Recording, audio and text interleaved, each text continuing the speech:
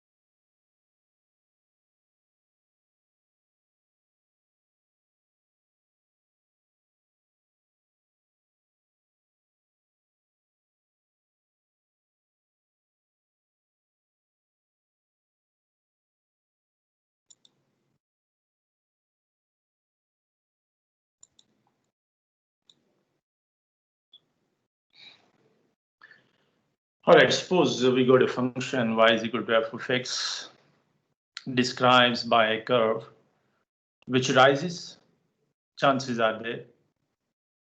Number one, rises only. Secondly, falls down. So if a curve rises, we say that behind the scene, the function is going to be an increasing one. And if it falls, so we say that it is going to be a decreasing against a specific part of the domain. Between the lines x equal to a and x equal to b, so what we do, we divide the area under the curve into n vertical strips. Corresponding to each vertical strip, we will form a rectangle. So there will be n rectangles with equal width delta x. Then there are three possibilities. Number one, if the curve rises only, corresponding to f of x. So if the function increases with x, then the altitude of each rectangle is the length of its left edge.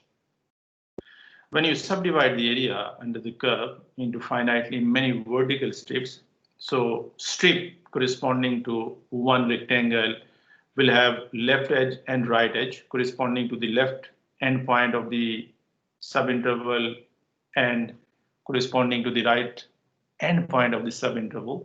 So we are talking about the left endpoint of each subinterval.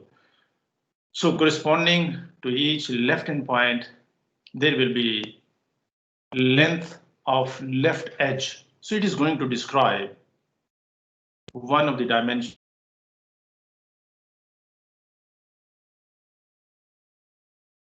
Width is going to be there. So this is all.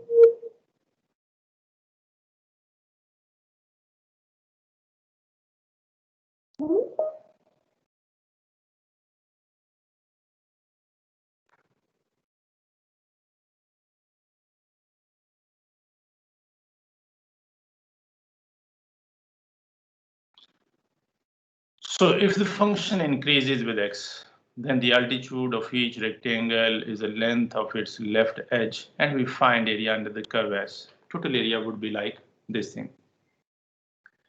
Length into width, length of the second subinterval corresponding to second rectangle, corresponding to third rectangle, and then so on. So this is how we combine those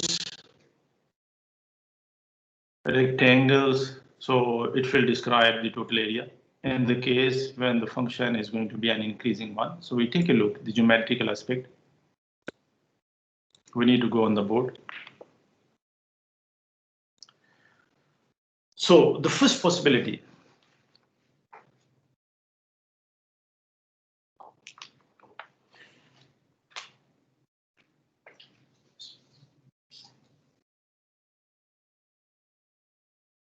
so the first possibility is there if the function is there in the x-1 plane, for example.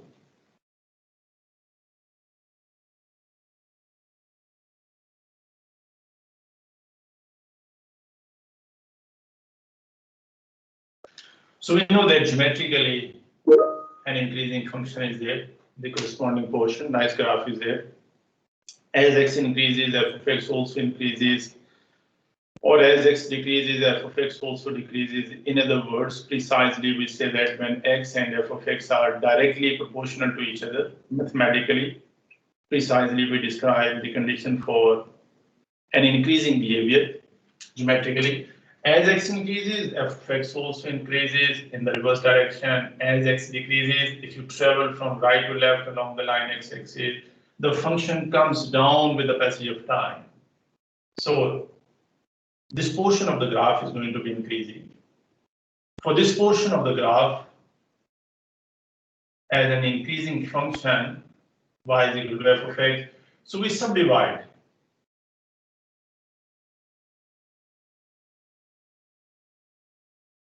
into finitely many vertical strips.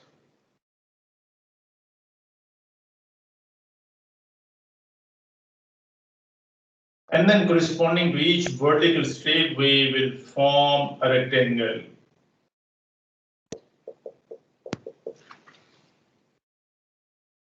For example, the starting point is going to be x0, it's A, the left hand point, x1, x2 is there. For example, that one is going to be xk. Xk plus 1 is there. Corresponding to x0, the value of the function is there. You can mark it on the vertical line somewhere here. Symbolically, it is going to be f of x0. corresponding to x1, it is going to be symbolized as f of x1, and then so on. The width of each rectangle is going to be fixed, delta x. So what we do? We subdivide into finitely many vertical strips. Corresponding to each vertical strip, we form a rectangle. So rather than we compute the area under this portion of the graph, for example, from this point to that one. So this is the total area under this curve. But what we do? We compute this one. If you look into the first rectangle over the interval from x0 to x1, one of the dimension is there, delta x. What the other dimension? Other dimension is going to be the length of the left edge, because we know that corresponding to x0, f of x0 is there. So for the very first rectangle, area is going to be area of first rectangle is going to be f of x0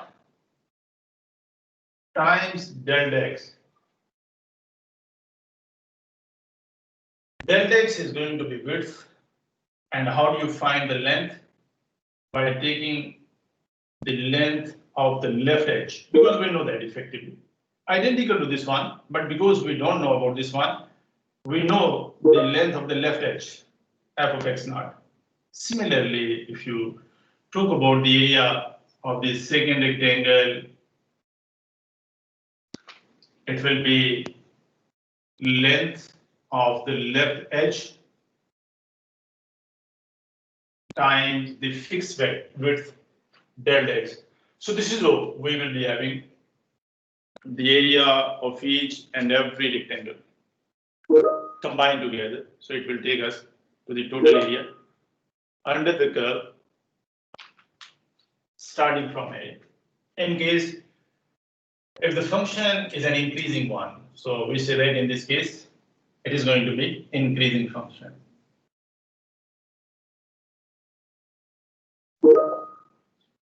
To the other end, for example, if we have a function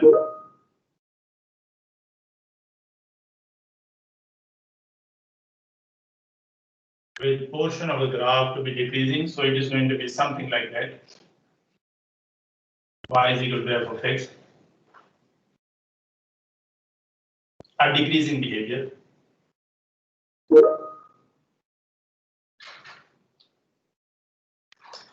And we know that a function is said to be decreasing if as x increases, f of x decreases, or inversely, as x decreases, f of x increases. Mathematically, we say precisely when x and f of x are inversely proportional to each other. X increases, but f of x decreases, or the other way around, if you travel from right to left along the line x-axis, the function is going to be increasing with the passage of time, inversely proportional to each other. So this portion of the graph is going to be decreasing.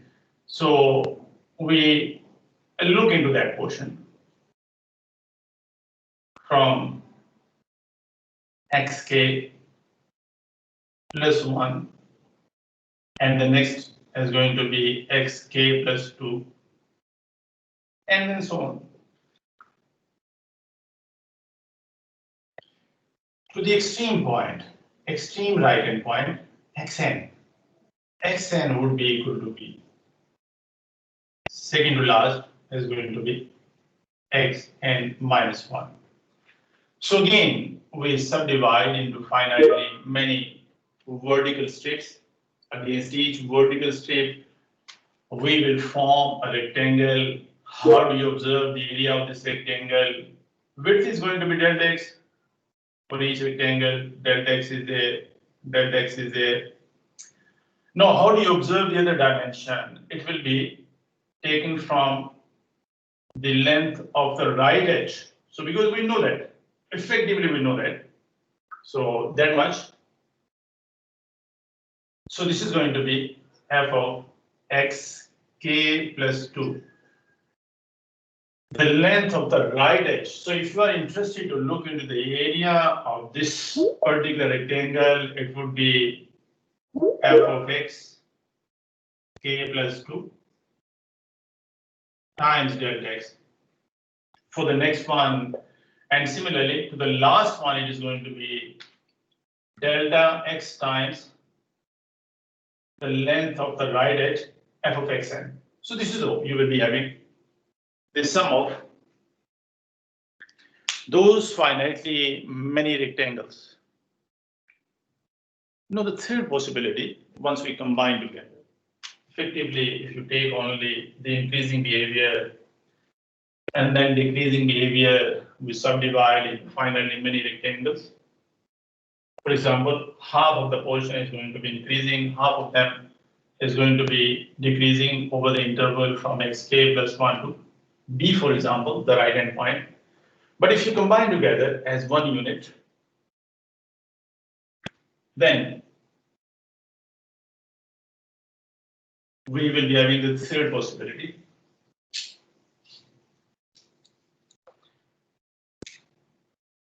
The portion of the graph is going to be such that it rises and falls, means the combination of increasing and decreasing. So in the xy plane again,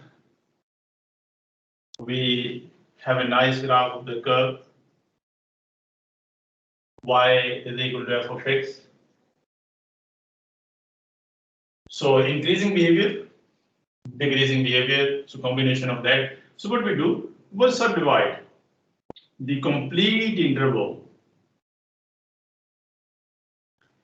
extended from A is going to be the left hand point, extreme left hand point, and B is going to be the extreme right hand point. We will label them as x0, x1, x2, and then so on.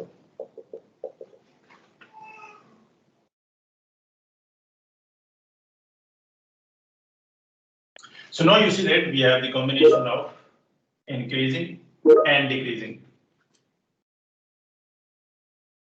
When we look into this portion, the increasing one, the one of the dimension of the rectangle is going to be delta x. It is going to be fixed. Well, the other dimension is going to be observed by taking into the length of the left edge corresponding to x naught. It is going to be f of x naught. Then over here we will be having f of x1. If you talk about only the increasing behavior, then this is how we play around. Width is there, the length of the left edge, and when we talk about the right, the decreasing function, so we need to again take the same width delta x, and the length is going to be considered from the right length of the right edge. But since we are talking about the combination of increasing and decreasing as the third possibility, so what we do, rather than we talk about the left edge or the right edge, precisely we will take into consideration the midpoint of that one. The first midpoint of the first subinterval is going to be labeled as C1. The midpoint of the second subinterval is going to be labeled as C2. So corresponding to C1, this value of the function will be f of C1. Corresponding to the second subinterval, this vertical dimension will be f of C2, and then so on. Corresponding to the last subinterval, we will be having Cn, the midpoint, and that dimension is going to be observed as f of Cn. So total area is going to be observed as the sum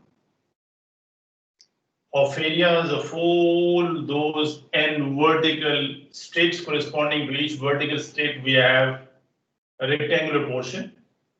How do you observe the area of the first rectangle? One of the dimension is delta x. The other dimension, by considering the midpoint, because it is going to be the combination of increasing and decreasing. So better off to take the midpoint. So f of C1 delta x is going to be the area of the first rectangle plus f of C2 times delta x is going to be area of the second rectangle, and then so on. To the last subinterval, area would be Cn times delta x. So we have magnified over here, this subinterval from x0 to x1. But effectively, if we say that how many subintervals are there? There are infinitely many. And approaches to infinity as a limiting case, for example. So then the width delta x is going to be hardly any significant amount. Delta x will be of any significant amount. It will be insignificant, subject to the condition that n approaches to infinity. So if the width is going to be pretty small, then there is hardly any gap between this area of the rectangular portion and the area under the actual curve. So over here we see the gap between them, the area under the curve and the area of this rectangular portion. But if these 2 points are just in the neighborhood of each other, x0 and x1, then there will be hardly any significant amount of gap between them, the area under the actual portion of the curve and the area of this rectangular portion. So with this limiting value, as n approaches to infinity, if you combine together the area of those finitely many rectangles, it will be exactly the same thing as the definite integral under the curve y is equal to x f of x over the interval from a to b with the limits of integration. It will be done by using Riemann sum. So we take a look into the description.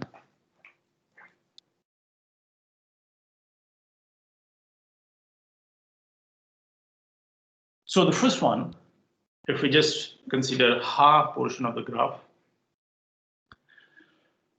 the increasing behavior. So reference figure we have noted down on the sideways board. For each rectangle, how do you observe the area? Width is going to be fixed by considering the length of the left edge. So this is all f of x naught delta x, f of x1 delta x, and then so on. Same possibility if the function is decreases, the second portion with x, as x decreases, f of x decreases, then the altitude of each rectangle is the length of its right edge. And this is all we combine together. The area of those finitely many rectangles. Finally, the generalized case, if the curve rises and falls, combination of increasing and decreasing behavior between the left extreme value A and the right extreme value B, we suppose C1, C2, C3 up to Cn as the midpoints of the rectangles formed by, so C1 is the midpoint of the rectangle formed by x0 and x1, the very first subinterval. Then the second subinterval will be from x1 to x2, symbolic representation, x1 and x2. So over that subinterval, the midpoint is going to be labeled as C2. Then from x2 to x3, midpoint is going to be labeled as C3. So we assume that C1, C2, C3 up to Cn are the midpoints of the corresponding rectangles formed by first subinterval, second subinterval, third subinterval, and then so on, such that the sum of the areas of these inscribed rectangles is going to be that. So the area of the first rectangle would be f of C1 delta x. Area of the second rectangle would be f of C2 delta x. Third one, and so on to the nth one. Combine together, if you combine together. So we bring the summation sign, mathematical formulation, combine together as summation sign because they are going to be added to each other. So summation varies, m varies from 1 to n. So f of Cm. And on top of that, we see that if n approaches to infinity, we have finally many subintervals over there. Then there is going to be insignificant increment delta x. Delta x would be pretty small. So with this limiting case, we say that this whole thing is going to be the same as to find this integral. Definite integral of f of x over the interval from a to b. The above equation is the basic formula as a limit of Riemann sum. So we combine together finitely many rectangles, and with this limiting case, we say that the area of those finitely many rectangles would be the same as to find this definite integral. So this is going to be the very basic formula. We describe the area under the curve is going to be definite integral. So between the boundary points, x equal to a, x equal to b. So this is how we describe geometrically definite integral being the area under the curve. So this is going to be the very first formula. What are the other formulas? Possibilities are there, quite a few possibilities. We will be having description over here. The first possibility is that other than the generalized formula, area between the curve described by the function and the lines x equal to a, x equal to b. Remember, x equal to a is a vertical line. X equal to b is another vertical line. So geometrically, we got a curve, y is equal to f of x, arbitrary curve, bounded by two lines from the left by x equal to a, from the right by x equal to b. So we say that in this case, the first possibility, when y is equal to f of x given along with the lines x equal to a and b, so the area would be computed by utilizing this formula. So we figure out the geometry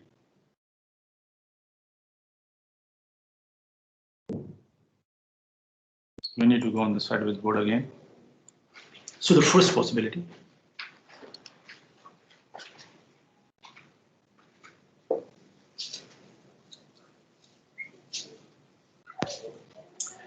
so possibility one, when we have been given y as a function of x along with the lines x equal to a and x equal to b. So geometrically, we take an arbitrary curve.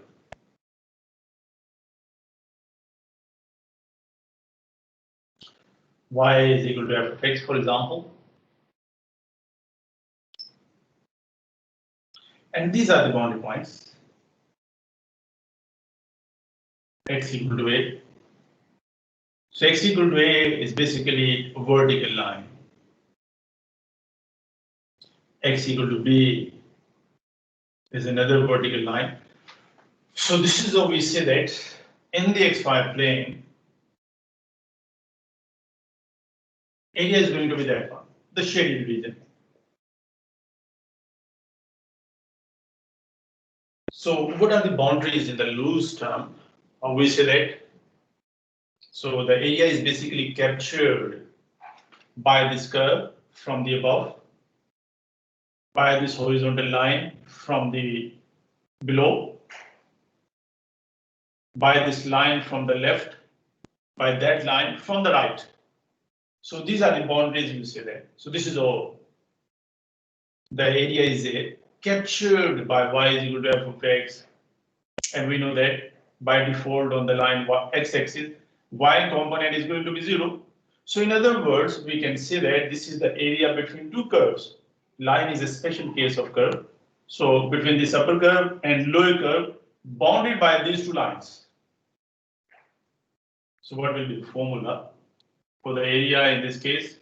So it is going to be a definite integral from a to b y dx, or would also be described as definite integral from a to b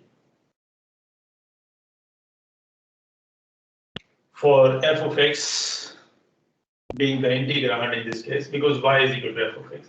So this is all the first possibility is there. Many ways you can look into this one. One of the possibility under this curve, one curve is there and two lines. The fourth possibility is going to be the axis. From the bottom, it is going to be bounded by the portion of the baseline, the x-axis line is there. Another way to look into that, we say that it is going to be the area between two curves, the upper curve and the lower curve. Lower curve is basically a line, straight line, special case of a curve, bounded by these two lines, x equal to a and x equal to b. Pretty much on the same line, the second possibility is that, for example, x is given as a function of y instead of phi as a function of x. Now x is given as a function of y. On top of that, we have two boundaries, y is equal to c and y is equal to d. So y is equal to c is a straight line parallel to line x-axis, just like x equal to a is a straight line parallel to y-axis. So y is equal to constant value is a straight line parallel to x-axis. So if you look into the geometry and then the formula,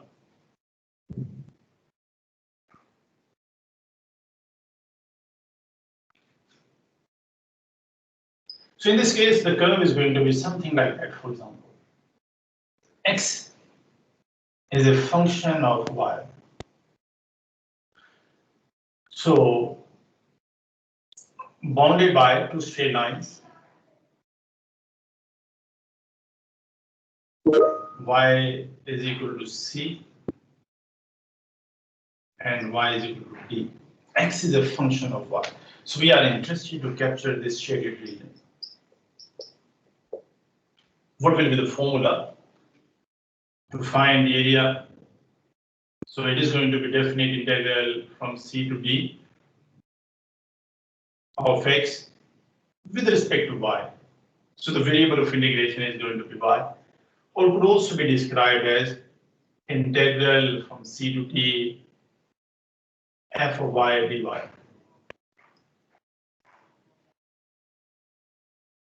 So many ways again you can look into this geometry.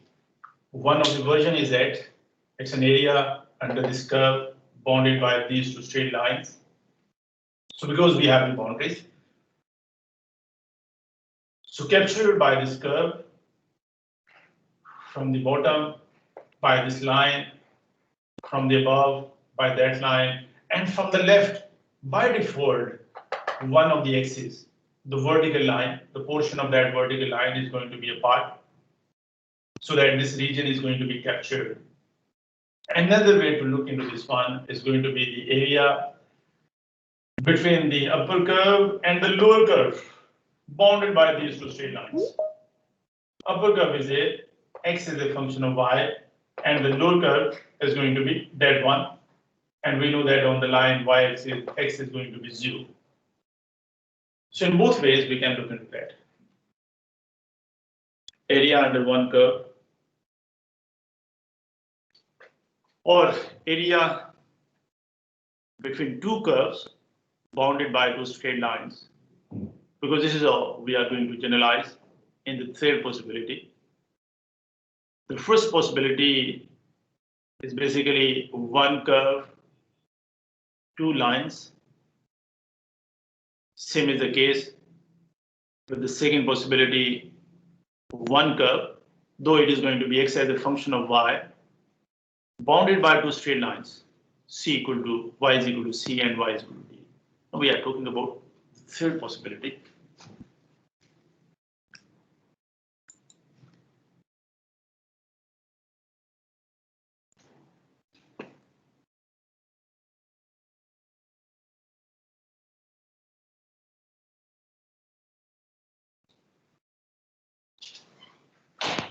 So third possibility,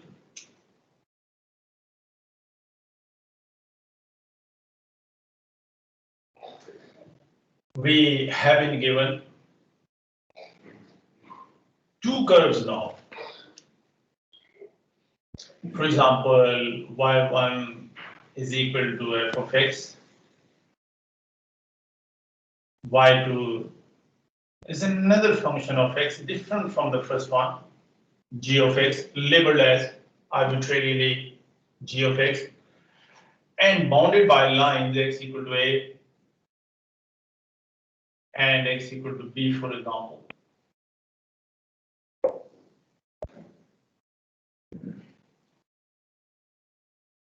So these are the piece of information that we have.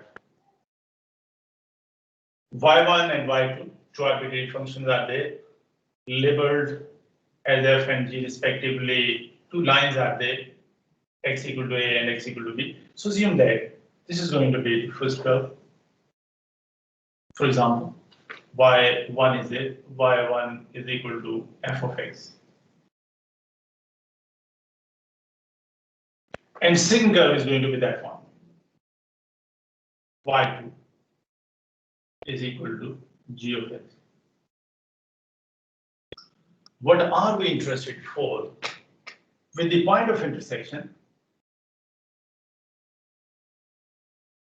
the left point of intersection of this region is x equal to a, and the right one is basically x equal to b. So make a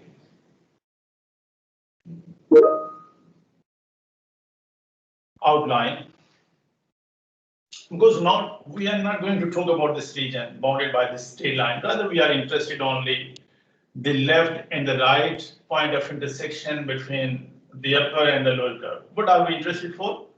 To capture this shaded region. So many ways you can look into that.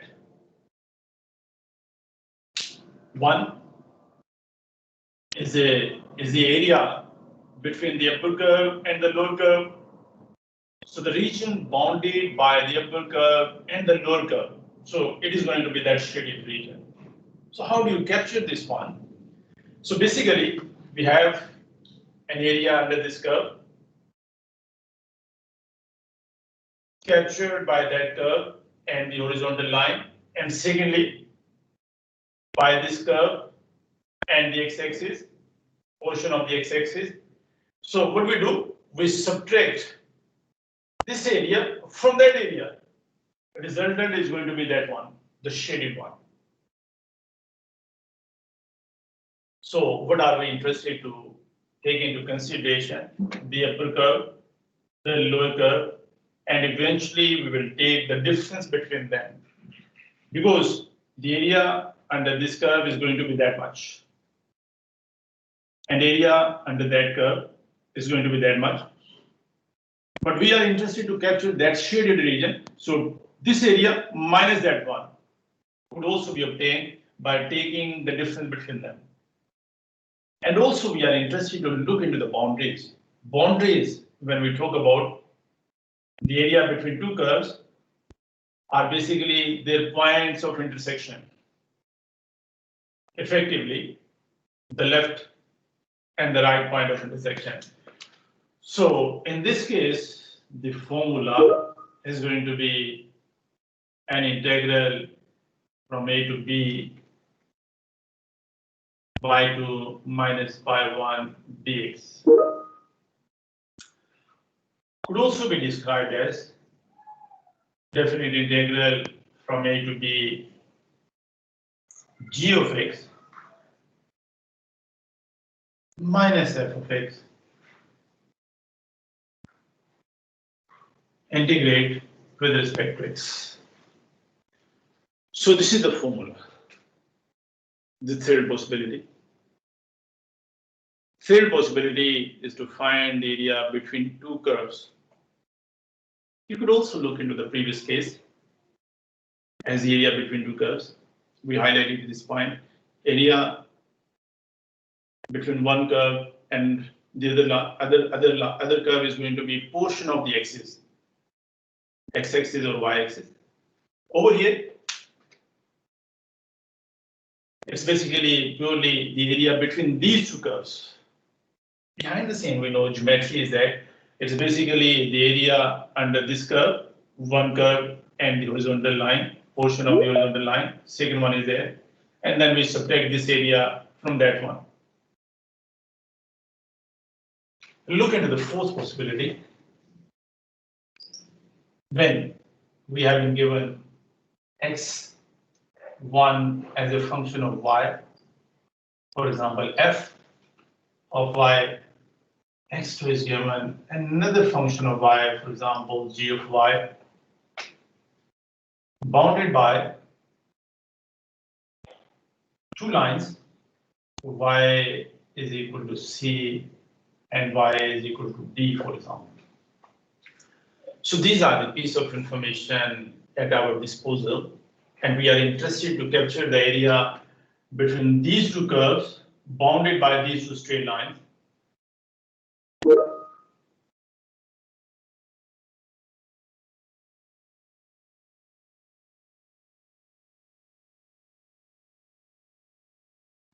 So in this case, we assume that, for example, this is one of the curve. X as a function of y. So we label it x1 as a function of y. There is going to be another one.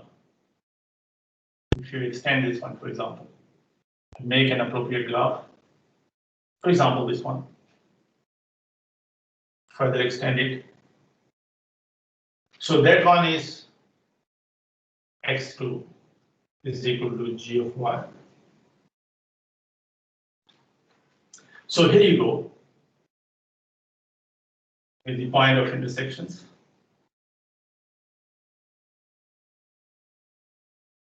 Y is equal to c and y is equal to d. So we are interested to capture this region. The area between the curve described or labeled as x2 and x1. So now in this case, the upper curve is going to be this one and the lower curve is equal to that one.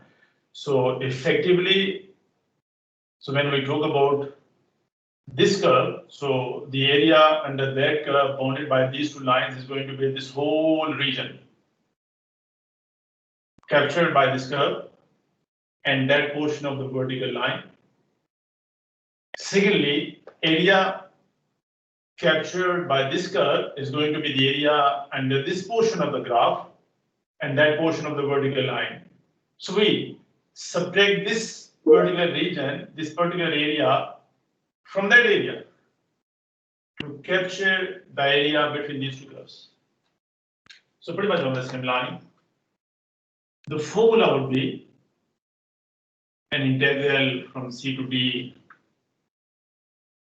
upper curve minus lower curve integrated with respect to y, could also be written as integral from c to d.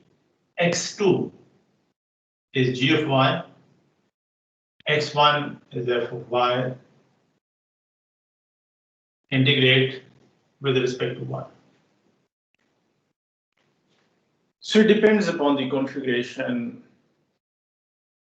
We'll look into the possibilities of finding definite integral based upon the shaded region. Possibility is there. Now we have one curve, 2 lines along the line x-axis or along the line y-axis. Other possibilities aren't there. We have been given 2 curves bounded by 2 straight lines. Eventually, they are going to be the point of intersection. So point of intersection means, for example, if you don't know x equal to a, x equal to b, for example, this piece of information is not provided to you. How do you observe that? I mean, for example, if this piece of information is not provided to you, you've been given only these 2 curves. How do you capture the area between these 2 curves? You need to know the boundaries over there. So then you need to equate them.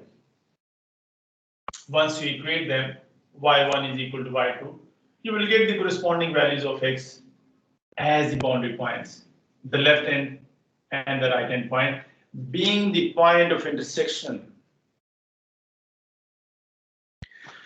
So the point or points of intersection will take us to boundaries. Now we'll take a look into the description.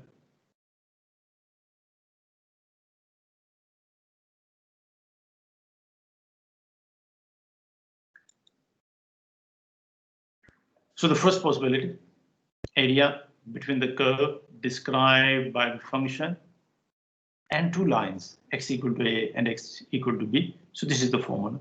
The first case, we have seen the geometrical aspect by taking an arbitrary curve. Second possibility, area under the curve described by the function x as a function of y-axis, and 2 horizontal lines, y equal to c and y equal to d. So the formula is going to be that one. Because x is a function of y, so the variable of integration would be y. So these are the limits, the values of y, the lower limit and the upper limit. So again, we have 4 components.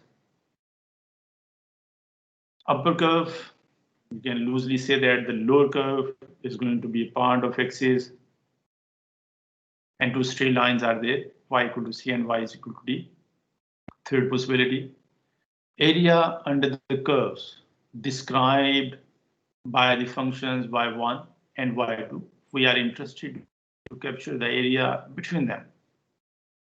So you could also say that area under this curve minus area under that curve bounded by these 2 lines, x equal to a and x equal to b. So how would you calculate that? Simply by taking the difference between these 2 curves. I mean, from the geometry, from the graph, you will see that this is going to be the upper curve and that one is going to be the lower curve. If this is the geometry, then take the difference between the upper and the lower curve. So y2 minus y1 with these 2 boundary points, a to b. So this is all the integrand would be the difference between those 2 curves. Could also be written as g of x minus f of x, because g of x is going to be function corresponding to the upper curve and f of x is the function corresponding to the lower curve. To the other end, the fourth possibility, we are interested to capture the area between the curves x1 and x2 being function of y, labeled as f and g respectively, and bounded by the lines y is equal to c, y is equal to d. So again, there are 4 components. One curve, second curve, 1 line, second line. So 2 lines, 2 curves. And this is all the formula is there. Upper curve minus lower curve. Take the difference between them since they are bound. The region is bounded by these 2 straight lines. So you need to capture this one. The area between these two curves, between these two endpoints, C and D. So in all these four possibilities, what we see, we have to have four components, two curves, two lines. And if you look closely into this second possibility, one curve is there, two lines are there, and the fourth component is going to be a part of axis, y-axis in this case. Keep an eye on these theoretical arguments. We look into a few of the examples from exercise number 5.6. So I give you an idea because it is going to be pretty systematical. If you are interested, so I can solve a few examples on the board. But as I feel that it's a matter of integration, get down with the formula, appropriate formula, and then the matter of integration. For example, I'll magnify this one.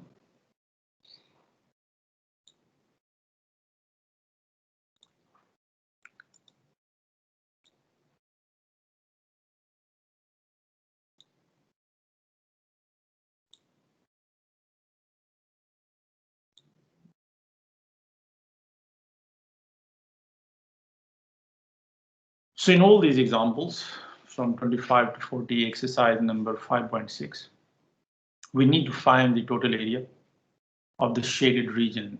Like in this example number 25, the shaded region is going to be this one. So in example number 25, so it's not a unique behavior. We basically have two portions of the graph, one portion above the horizontal axis, the other one below the horizontal axis. So different behavior is there. So always stick to the idea, area between the upper curve and the lower curve. So this is our better off to look into the shaded region. It's much easier if you stick to this idea. Upper curve minus lower curve bounded by the extreme point. So it will be much easier to capture the region. The curve is given y is equal to x times square root of 4 minus x squared over the interval from minus 2 to 2. But we see that partway through the journey from minus 2 to 0, behavior of the graph is entirely different in comparison of the behavior over the interval from 0 to 2. So we see that it's into the positive side because every value above the horizontal axis is going to be positive. Function is always positive above the horizontal axis, negative below the horizontal axis. So two different behaviors are there. If you are smart enough, you can also look into the opponent quadrant, first quadrant and third quadrant, but it is going to be more technical. We look into the simplest case. So you need to split the integral from minus 2 to 2 into two pieces. First integral minus 2 to 0 and the second one from 0 to 2. So if you take into consideration the first subinterval from minus 2 to 0, so what would be the integrand? Upper curve minus lower curve. What is upper curve? For example, it's y2. What is lower curve? That one. Expression is there. So the upper curve means y is equal to 0. So 0 minus this thing. So it's basically minus y. And the expression of y is there. So it means that minus this whole thing. So integral from minus 2 to 0. What is the integrand? Minus this thing. Plus integral from 0 to 2. Upper curve is going to be this one. Lower curve is going to be that one. You can consider it only one curve. or upper curve minus lower curve. So eventually it is going to be y. Y minus 0 is equal to y. Positive sign is there, expression is there. So this is all. Better off to split into two pieces. Area A would be equal to integral minus 2 to 0. What the integrand would be? Minus this expression plus integral from 0 to 2. The expression would be with positive sign. Our 26 is much easier. We have only one curve, for example, upper curve minus lower curve. What are the boundaries? From 0 to pi. So y is the integrand. If you look into example number 27, so this is going to be the upper curve. Here you go with the lower curve. So lower curve, y is there. So means you need to integrate over an interval from minus pi to 0. The integrand is going to be minus y, means minus this thing. And the rest of the part is a matter of integration. We have gone through with quite a few techniques of integration. So it's a matter of finding integral, definite integral, because we have definite limits over there. So just like example number 25 is there, pretty much on the same line, we have example number 26. So subdivide into two pieces from minus pi to minus pi by 2. I guess this one is the point of the Vn, minus pi by 2, then from minus pi by 2 to 0.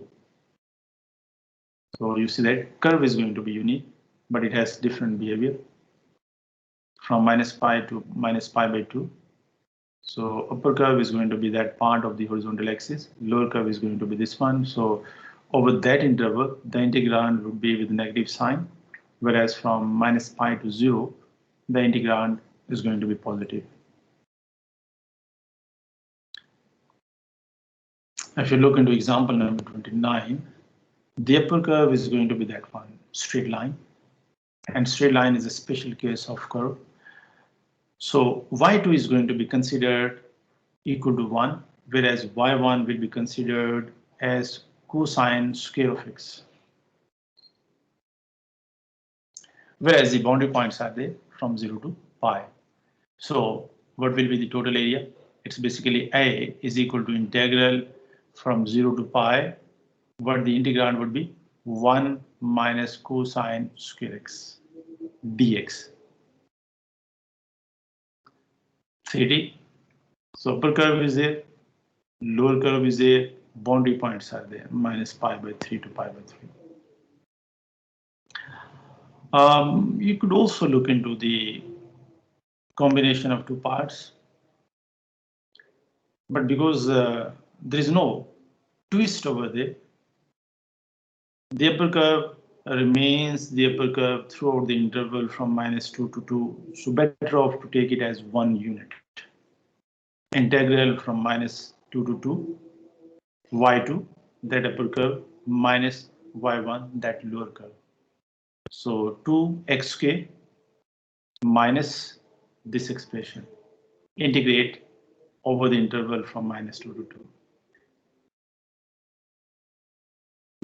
If you look into 32, 32 can be done in both ways. I mean, along the line x-axis as well as along the line y-axis. If you take the axis of integration or the variable of integration as x along the line x-axis, then the interval would be from 0 to 1. And this is going to be the upper curve. And here you go with the lower curve. Then, of course, you need to figure out y as a function of x, y as a function of x from here. But if you are interested to capture the region by taking into consideration the y-axis, the fourth possibility that we have discussed, fourth possibility, then that one is going to be the upper curve, x is equal to y square. And here you go with the lower curve, x is equal to y cube. So the integrand would be y square minus y cube over the interval from 0 to 1 with respect to y. So both ways you can look into the example number 32 by considering along the line x-axis, by taking into the limits of integration with respect to variable of integration as x or with respect to y. since the expression is given x as a function of y, so better off to take into consideration along the line y-axis, means the limits of integration to be considered as values of y. Lower limit 0, upper limit is going to be 1.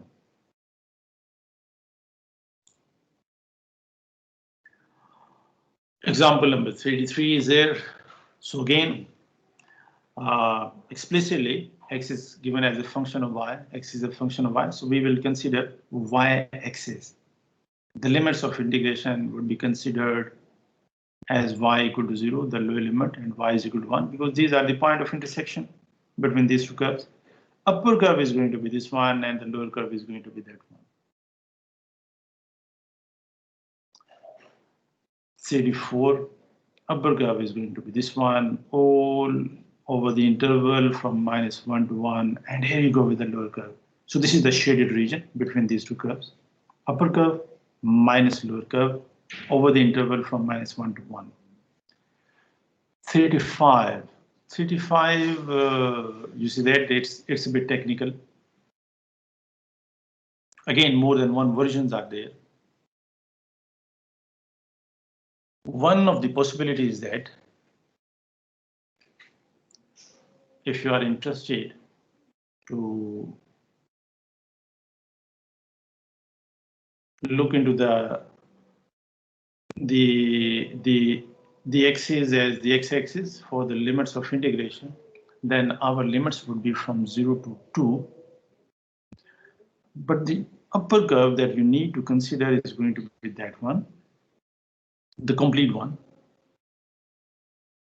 minus this one. So upper curve is going to be that one, minus that one, the lower curve, the red line, the red curve is there, y is equal to x. But you see that the shaded region is going to be this one. So then you need to exclude that region. It's a triangle, right angle triangle, with an angle of 90 at this vertex. Base is going to be 1, the altitude is going to be 1. So this is how we know the area of rectangle, half of base into altitude. 1 by 2 times 1 into 1. Base is going to be 1 unit. Altitude is also going to be 1 unit. So capture the area under this curve, means that straight line bounded below by that curve, the red line, the red curve is there. So, and then subtract this area from this total area. The second possibility is along the y-axis. I mean, if you turn along the line y-axis, for example, then this is going to be considered as the upper curve. Y is equal to x squared upon 4, and the lower curve is going to be y is equal to x. So its area between them with the boundary points as 0 and 1. So in both ways, you can look into the shaded region. 66, again, there is no going to be unique behavior. So what you need to do, you need to split into 2 pieces for 36. Split into 2 pieces, this total region. One part of the region is to be considered over the interval from 0 to 1. The second part is going to be considered over the interval from 1 to 2. If you look carefully on a closer inspection over the interval from 1 to 2, so this region is going to be a right angle triangle. Again, that one is a right angle triangle. And we know the area of a right angle triangle is going to be half of base into altitude. Half of base, what is base? It is going to be 1 unit. What is altitude? It is again going to be 1 unit, that dimension.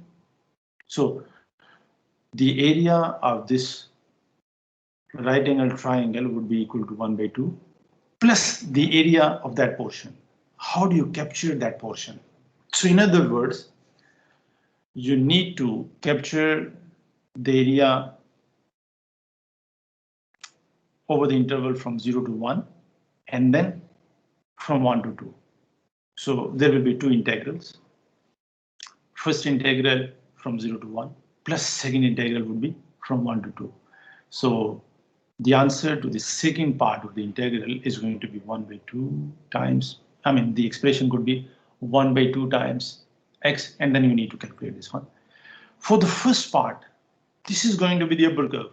Y is equal to xk. What is the lower curve? The part of the axis. So in other words, we say that we have only one curve and two boundaries are there, 0 and 1. So the first integral would be from 0 to 1. Area of the first integral, the first part of the region is going to be an integral from 0 to 1. Integrand is going to be xk with respect to x, whereas the area of the second part of the region is going to be 1 by 2 times into 1 into 1. It's a numerical value, 0.5, because we know the area of a right angle triangle with base is going to be 1 unit, altitude 1 unit is going to be 1 by 2. So this is how you capture the total area. 37, again you have a twist. The area is going to be changed. For the first portion from -3, no, there is another technical argument. What is this point? The point of division. We don't know. So how do you know that? Equating them. Equate this curve with that one. So xk minus 4, make it equal to minus xk minus 2x. Simplify that. Figure out those corresponding values of x. So you will definitely figure out that value. So I believe that it is going to be -2, approximately -2. Assume that it is -2. Then you will have to find the area between the points -3 and -2. In this region, upper curve is going to be that one. The equation is this one. And the lower curve is going to be that one. This is going to be the expression for the lower curve. And from -2 to 1, the upper curve is going to be this one, the red curve, and the lower curve is going to be that one. So they are going to be swapped, upper with lower and lower with upper. 38, again pretty much on the same line, -2 to 0, and then 0 to 2. Just consider upper curve and lower curve, upper curve and then lower curve. 39, quickly we have to look into that. 39, so we have basically 3 different parts of region. Azan is taking place. Long.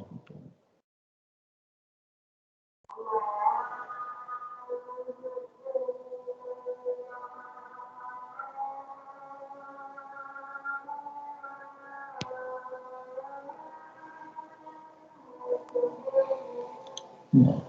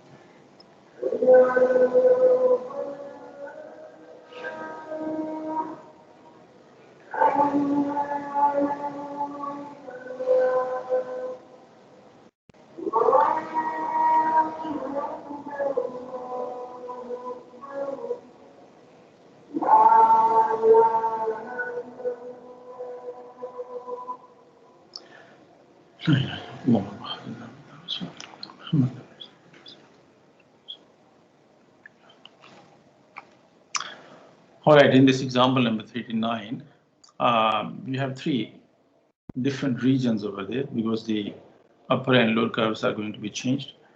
So the first integral would be over the interval from -2 to -1. The upper curve is going to be that straight line. The equation of this straight line is there. Minus lower curve, upper curve minus lower curve over the interval from -2 to -1. And then from -1 to 2, upper curve is going to be that one, the red one. And the lower curve is going to be that straight line, the blue one. So this is the shaded region in between them. Upper curve minus lower curve, what the interval is here, -1 to 2. And then finally, again, it is going to be changed, 2 to 3. Upper curve is going to be this one, and the lower curve is going to be that one. Or the other way around. No, because I mean, it's below the axis. Okay.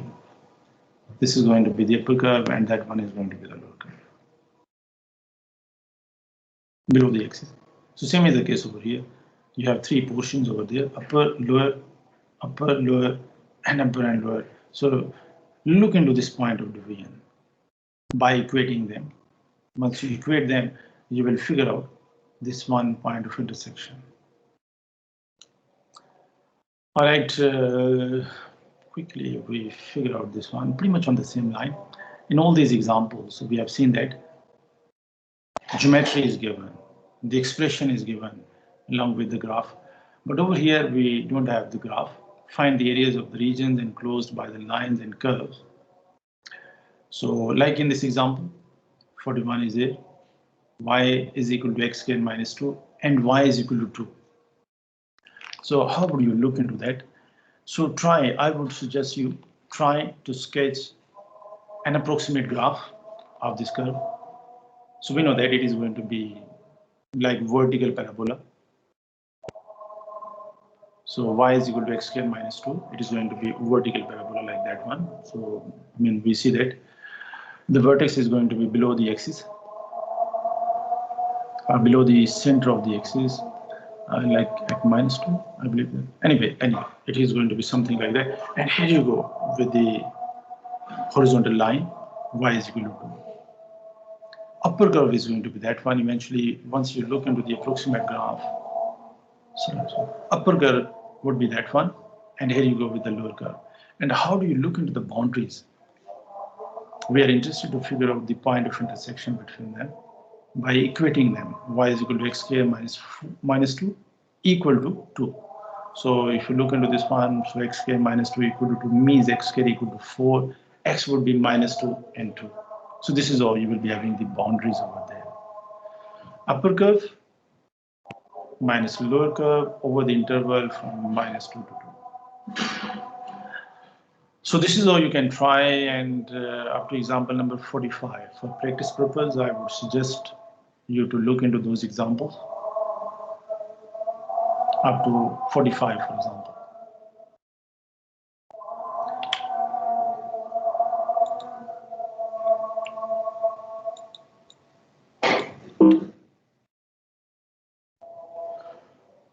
All right, so that's it for today's lecture. If you have quick question, we can look into that.